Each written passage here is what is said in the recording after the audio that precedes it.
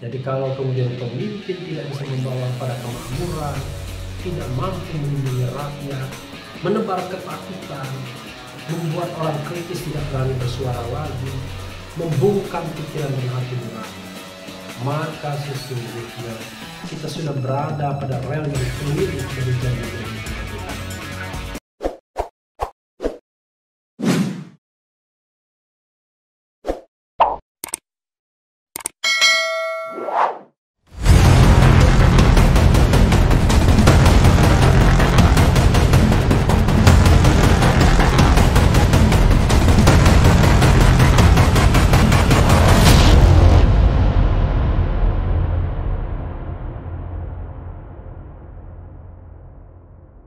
Assalamualaikum warahmatullahi wabarakatuh, Sobat RH sekalian. Jumpa lagi kita di channel yang keren ini, Keren Cadas. Kali ini saya mau menguber, ini pendapat yang menarik ya, yang ingin saya bahas lebih lanjut. Dari Fahri Hamzah mengatakan Jokowi enggak tahu apa-apa dan akhirnya dimanfaatkan. Soal serius ini ya, karena Presiden Jokowi adalah orang nomor satu, primus inter pares, ya, the elected leader, the elected president, ya, dari sebuah proses demokrasi yang besar. Kita tahu bahwa kalau dilihat dari jumlah populasi dan dikaitkan dengan demokratisasi, Indonesia adalah the third largest democratic country in the world setelah India dan Amerika Serikat. Kalau China kan bukan negara demokrasi. Kita bacakan harian Jogja.com Jakarta. Politikus Partai Gelora Fahri Hamzah menyebut banyak persoalan yang tidak diketahui oleh Presiden Joko Widodo Jokowi saat ini. Mantan Wakil Ketua DPR RI itu mengatakan pikiran Jokowi mengenai politik relatif sederhana. Tidak hanya Fahri yang mengatakan demikian ya. Saya pernah mendengar dari Salim Said juga mengatakan begitu. Kata Salim Said, Presiden Jokowi itu wawasan politiknya memang tidak besar ya. Kewibawaannya juga tidak sebesar pemimpin-pemimpin sebelumnya. Sebab dia merupakan politikus dari kota Solo yang kemudian berpindah ke pusat. Hal ini disampaikannya melalui kanal YouTube Fadlizon Official. Luar biasa, adalah sahabat ini ya, Fahri Hamzah di kanal YouTube Fadlizon pada Kamis 22 Oktober 2020. Pak Jokowi itu kan harus diterima bahwa dia itu politisi kota Solo pindah ke kota Jakarta, naik ke pusat. Pikirannya tentang politik itu relatif sederhana. Itulah sebab dia terpilih, kata Fahri Hamzah kepada Fadlizon, seperti dikutip GB Jumat 23 Oktober 2020. Banyak sekali kutip-kutipannya ya. Tapi kita ingin melihat idenya saja nanti. Fahri melanjutkan, Jokowi tidak terbiasa membaca agenda ideologi, baik dari tiap partai maupun jenderal-jenderal yang duduk di pemerintahan. Mantan politikus PKS tersebut mengungkapkan Wakil Presiden Ma'ruf Amin yang menjabat sebagai Ketua Majelis Ulama yang memproduksi peristiwa 212 dengan fatwa MUI. Selain itu, Ketua Umum Partai Gerindra Prabowo yang menjadi lawan Jokowi dalam 2 pertemuan Pilpres kini menjadi Menteri Pertahanan. Jadi Iya, menarik ya. Fahri kemudian menyinggung soal narasi rekonsiliasi yang dipidatokan Presiden Jokowi saat dilantik. Menurutnya tidak ada yang mau mengoperasikan rekonsiliasi sebab permasalahan dari rekonsiliasi terkadang mengurangi biaya keributan. Ada the cost of keributan ya. Narasi rekonsiliasi tidak ada yang mengoperate dan mungkin juga tidak mau dioperate. Karena problem dari rekonsiliasi itu kadang-kadang mengurangi biaya keributan. Tapi kalau kita kacau biaya keributan itu adalah bisnis besar paparnya. Luar biasa. Selain pemerintah tidak terlalu memahami bagaimana menjalankan rekonsiliasi yang tepat, dia mengatakan porsi kabinet juga menjadi permasalahan. Menurutnya, sekarang tidak penting siapa yang diajak rekonsiliasi oleh Jokowi. Pasalnya, Fahri menilai pemerintahan saat ini tidak terlalu memahami cara melakukan rekonsiliasi atau how to run reconciliation. Kabinet ini dengan segala, maaf Pak Jokowi, itu kan tidak tahu beda antara organisatoris, event organizer, flamboyan, orang cari kerjaan, dan lain-lain. Kan dia nggak tahu bedanya, kata Fahri. Fahri melihat kabinet yang terbentuk periode kedua Presiden Jokowi menjabat hanyalah sekadar memikirkan kepentingan masing-masing individu yang berakhir memanfaatkan Presiden Jokowi. Luar biasa ya. Akhirnya, kata dia, semua pendukung dan inner circle Jokowi hanya berpikir untuk diri mereka sendiri. Mereka tidak berpikir untuk Pak Jokowi. Yang dia pikirkan tentang Pak Jokowi adalah memanfaatkan Pak Jokowi. Akhirnya gitu yang saya lihat jelasnya. Mantan Wakil Ketua DPR RI tersebut juga mempertanyakan hukum yang semula post factum kini berubah menjadi antisipatif. Lebih lanjut, Fahri membandingkan periode awal Presiden Jokowi dengan periode yang saat ini berjalan. Menurut Fadli, saat periode awal tepatnya aksi 212 lalu, para aktivis ditangkap karena hal tersebut dapat menguntungkan Jokowi. Tapi sekarang ngapain nangkap orang? Buat apa menganggap orang-orang politik musuh? Itu buat apa? Buat manfaat Pak Jokowi itu apa? Jadi saya nggak ngelihat ini semua agendanya Pak Jokowi. Tapi sudah semua adalah agendanya orang lain di sekitar Jokowi, kata Fahri. Ya, sobat sekalian, ini memang menarik ya. Kenapa saya katakan menarik?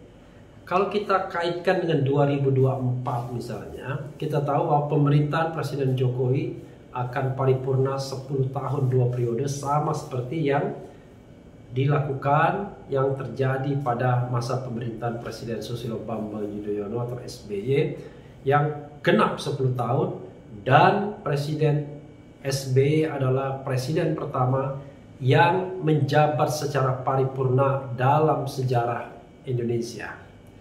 Presiden Soekarno dijatuhkan melalui Sidang Istimewa MPRS tahun 1967 setelah sebelumnya dilucuti melalui Super Semar. Presiden Soeharto mengundurkan diri tahun 98, 21 Mei 1998. Presiden B.J. Habibie itu hanya menjabat selama 1 tahun dari sebenarnya masih hampir 5 tahun masa jabatan Presiden Soeharto. Tapi karena konsensus nasional, pemilu dipercepat dan Habibie ditolak pertanggungjawabannya dalam sidang umum MPR sehingga mengundurkan diri sebagai kandidat dan menjalani masa jabatan kurang lebih 1,5 tahun. Mei, Juni, Juli, Agustus, September, Oktober, kurang lebih 1 tahun 5 bulan. Lalu digantikan Presiden Abdurrahman Wahid, mengulangi tragedi Bung Karno, di-impeach atau dimakzulkan pada tahun 2001. Dan kemudian digantikan Presiden Megawati, sisa masa jabatannya yang kurang lebih 3 tahun itu, dan masa jabatan Megawati tidak bisa dilanjutkan secara paripurna karena dia tidak terpilih kembali dalam pemilihan presiden langsung pertama tahun 2004. Nah, barulah Presiden SBY yang menyelesaikan masa jabatan yang paripurna, yaitu 2 periode. Insya Allah hal yang sama akan terjadi pada Presiden Jokowi. Tapi sobat daerah sekalian, bukan berarti tidak ada catatan-catatan kritis masa pemerintahan Jokowi, terutama periode kedua ini.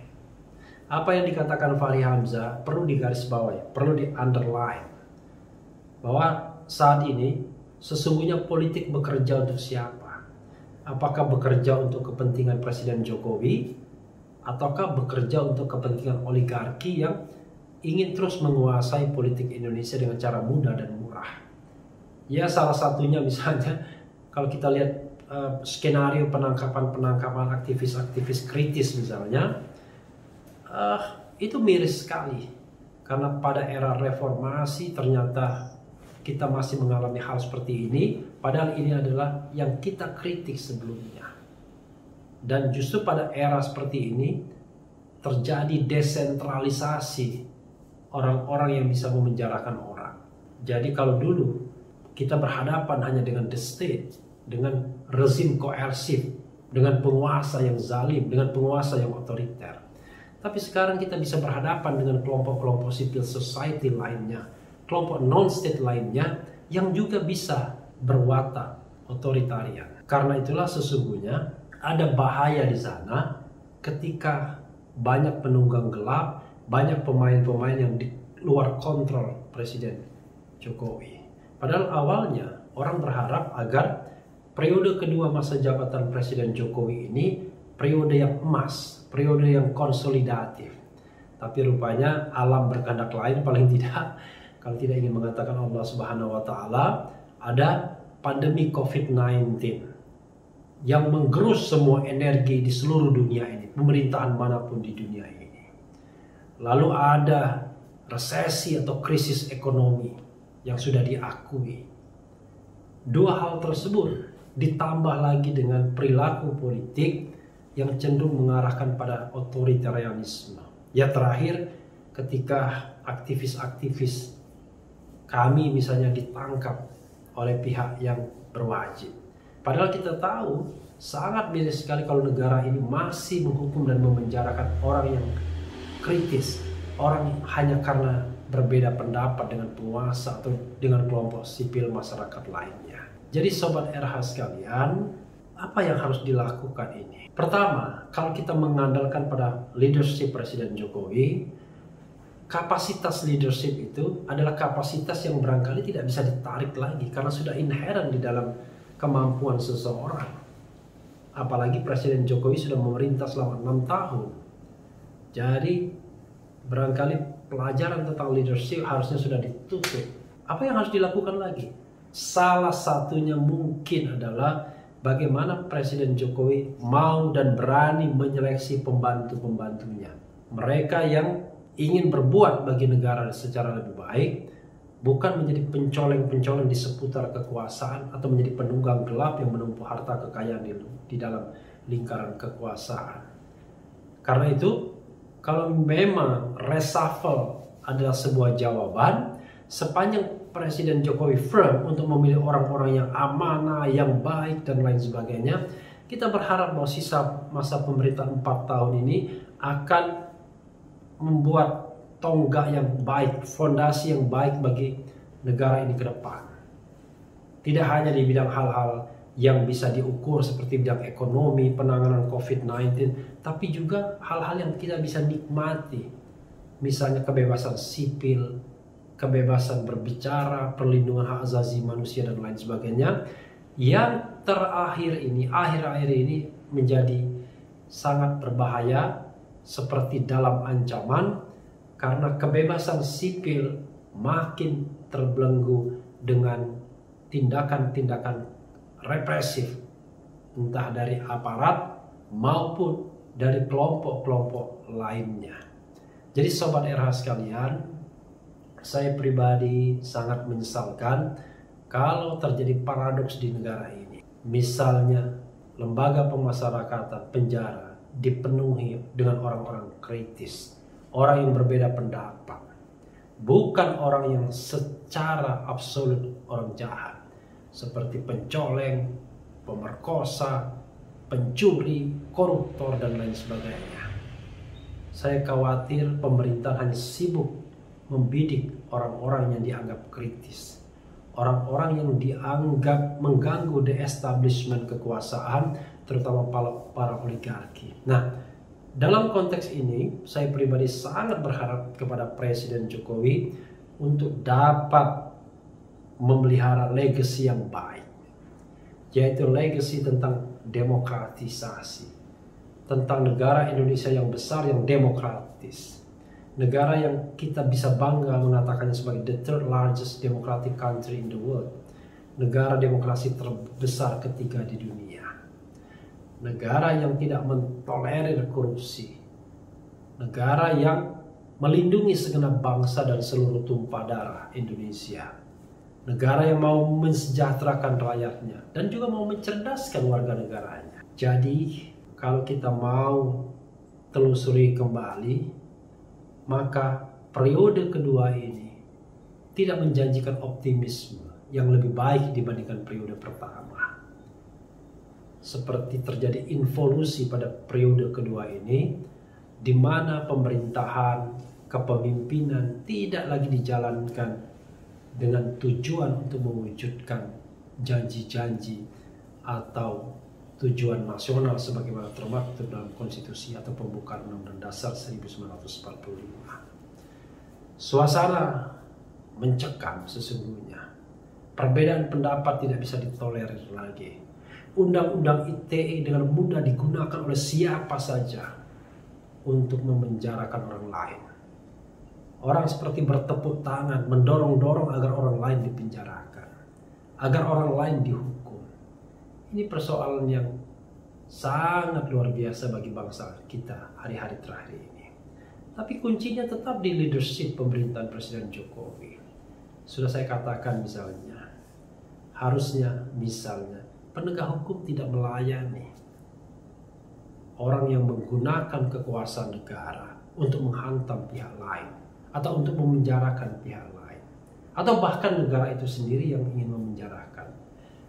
Jadi saudara sekalian, ketika the founding parents memerdekakan bangsa ini pada tanggal 17 Agustus 1945, yang mereka pikirkan adalah negara yang melindungi segenap bangsa Indonesia.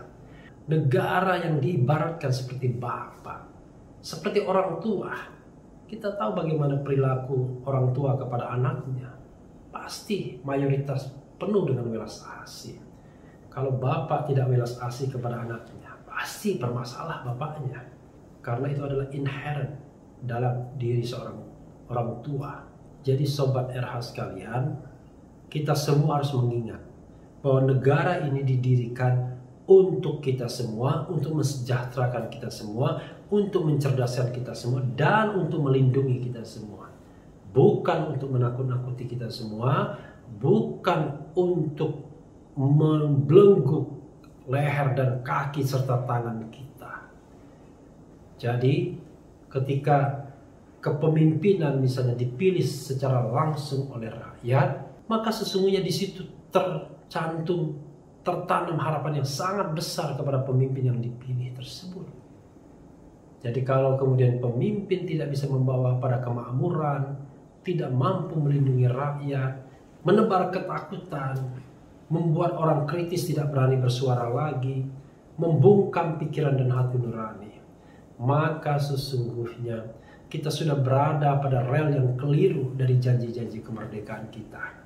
Liberasi, memerdekakan itu tidak hanya lepas dari belenggu penjajahan, tapi juga lepas dari belenggu ketakutan. Terutama ketakutan ketika menyampaikan opini atau pendapat karena takut dihantam pihak lain, takut dipenjarakan, takut dipersoalkan dan lain sebagainya. Padahal konstitusi kita dengan tegas menuliskan kemerdekaan berserikat, berkumpul, mengeluarkan pendapat, baik secara lisan dan tulisan itu dijamin dan merupakan constitutional right atau hak asasi manusia. Sobat daerah sekalian, mudah-mudahan sisa 4 tahun masa pemerintahan ini akan ada recovery, akan ada kejutan, akan ada yang namanya sinar terang, ada kebangkitan yang baik, sehingga kita bisa berharap, terus berharap bahwa negara ini akan menjadi negara yang betul-betul mewujudkan janji kemerdekaannya. Negara yang sering saya katakan, kemari pahlu jinawi baldatun tojibatun warokun ghafur. Ya, sobat era sekalian, itu saja Uber kali ini dari Fahri Hamzah yang dia highlight dari pemerintahan Jokowi, dan saya setuju banyak hal yang harus di highlight. Yang penting tetap di channel ini, karena di channel ini Anda akan dirayu, ditipu, dibaperin, dicicat, khusus. Karena